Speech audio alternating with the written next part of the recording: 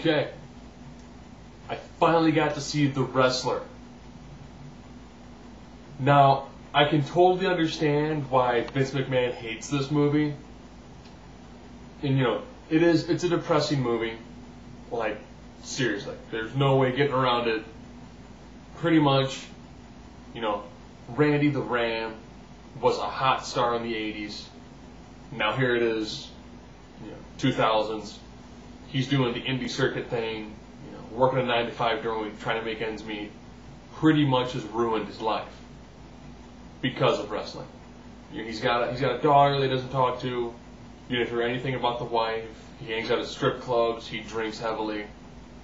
His life pretty much is, if you've ever met a wrestler from the 80s who was kind of a big name, but not, you're not a Hogan or a Savage or a Steamboat or a Flair or a Piper, and you see them at an indie event and he looks all broken down and beat to hell, that this is pretty much like an autobiography for these people.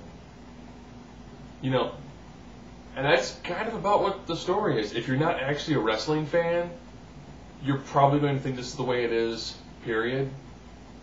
And there are scenes of drug use, there's nudity. You do get to see you see strip scenes, and there's also a little bit of man ass when he's shooting up some steroids.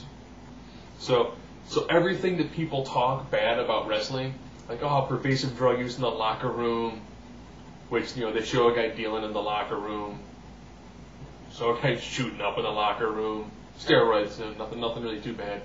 A little bit of crack, a little bit of cocaine use, but it is depressing. Don't watch it thinking you're going to leave with some sort of great realization and you're going to feel better about your life. There are some scenes in the movie. Okay, he goes to a Legends signing, and it's in what looks kind of like a bingo hall, and nobody shows up, and there are a bunch of legends. I've gone to events where you see the car and you're like, wow, it's like there's a Midnight Express, the Rock and Roll Express, there's the Nasty Boys, and then you go there and there's 15 people there. And you kind of go, oh, that's right, because the people who would have actually watched you guys in the 80s and really been into it are probably in their 40s by now and wouldn't be caught dead at one of these things. And the people who are in their late 20s will probably come to some of these things, but most of us probably won't.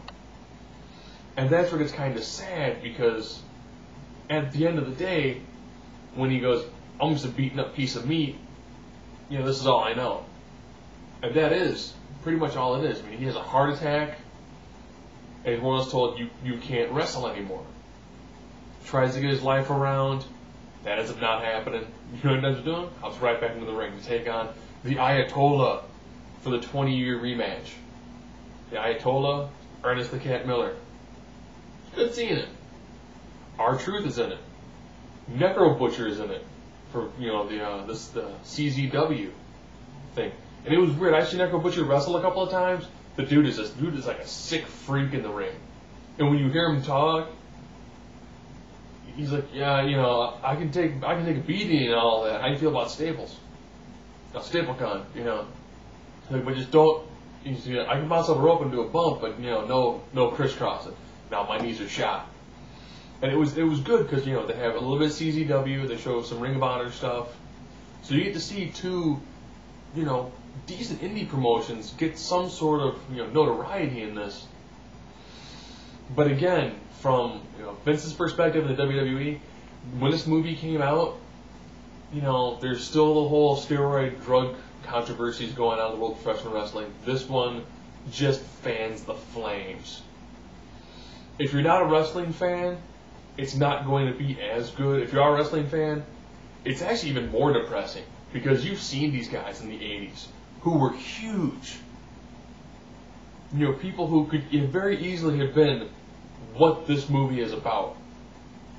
And now they're literally washed up has-beens, and they've got nothing going for them. All the money that, we thought they were making is gone. It's sad, it's depressing, but you know what? It was also a very good movie. So, if you happen to live in an area that may have had the wrestler, or you might have to probably get it on DVD, unless it wins some awards, which basically might get an actual major release.